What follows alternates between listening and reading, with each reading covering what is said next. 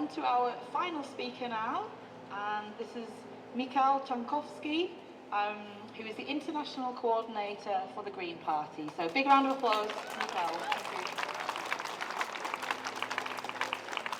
Thank you. I stand here as a representative of the Green Party, but I also stand here as someone from Eastern Europe and obviously an EU migrant.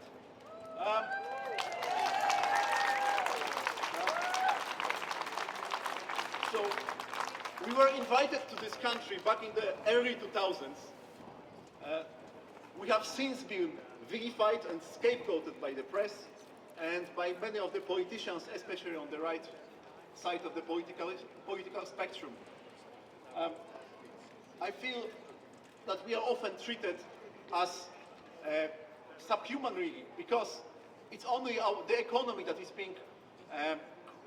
being considered. So our family lives and us being here, it's not being considered as an issue. What's being considered is the economic impact of the EU migrants and Eastern European migrants, indeed. However, this is all taken. It is all taken in separation from the lives and the livelihoods of those who have made this country their home. This is not being looked at. And that issue is not being looked at, and that needs to be addressed. Why I'm now involved in politics, I'm still involved in charity work, and I see almost every day the effects the government policy has had on those who are often struggling because of coming from a different country. The rights to benefits have been curtailed significantly, and I know that I don't really know many, or any to be honest, Eastern European or other EU migrants who have come to this country to claim benefits. Yet,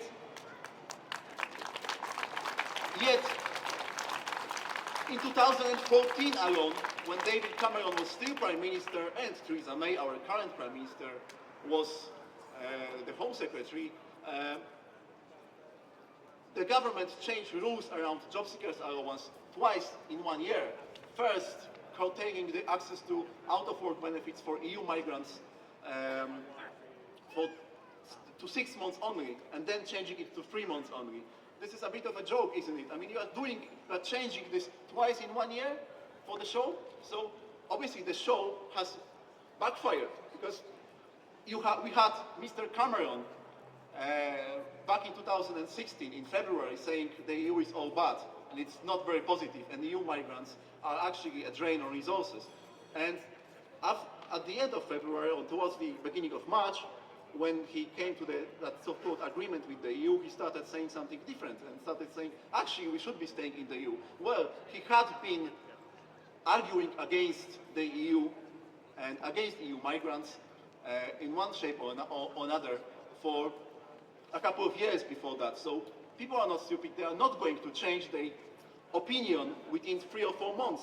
So you can't be arguing for both at the same time, or arguing against EU migrants and against the EU for 2 or 3 years, and then suddenly changing the opposition and saying, actually, it's good to stay in the EU. It's not that good, but you know, that's the way it is. That's not the argument we should be making, and that's not the logical way to approach things. The argument should be, actually, it's good to stay in the EU, and actually, the migrants are making a positive contribution to the UK economy as well as to our culture. Not to mention that EU migrants are actually 9% more likely to be in work than the general population. So we do actually work.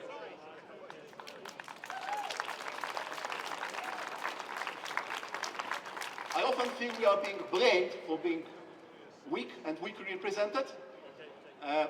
We are being blamed for supposedly undercutting British workers, whereas it is really the unscrupulous employers who actually use and abuse the workforce, whereas we are being portrayed as someone who is actually to blame for that.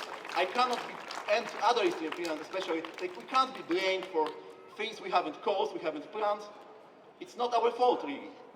The problems with the economy are something the government needs to be looking at and working with, and we're actually supporting this through our tax money, really.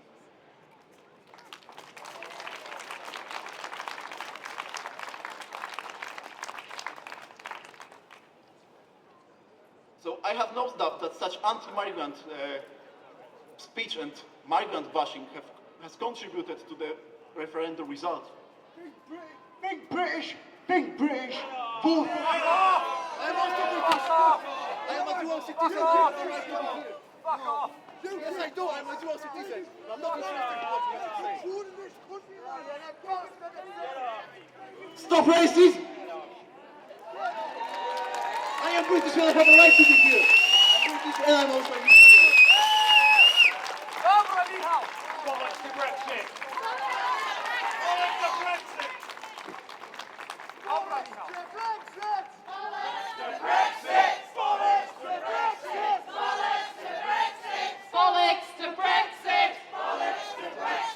Bollocks to Brexit!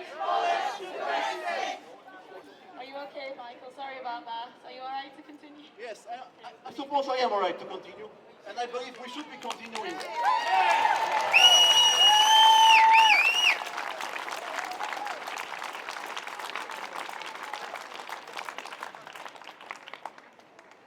What I see as a problem is the return to 19th century politics, where we only look at what's good for the UK in separation from what's good for humanity.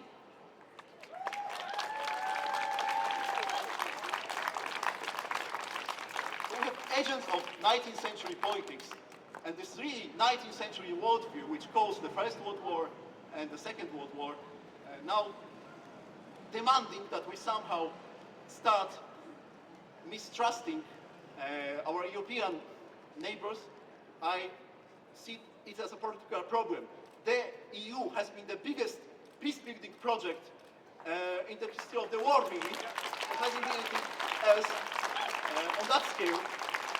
And there has never been even a remote possibility of an armed conflict between two EU member states.